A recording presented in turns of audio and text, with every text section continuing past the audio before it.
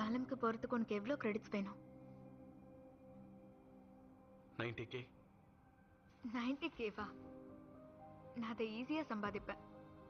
யாரு தலைக்கு அதிக விலை இருக்குன்னு பார்த்து அவங்கள தூக்குனா போச்சு. இல்ல வேணாம், எனக்காக நீ ஏன் கஷ்டப்படணும்? உனக்காக நான் என்ன வேணாலும் செய்வேன்.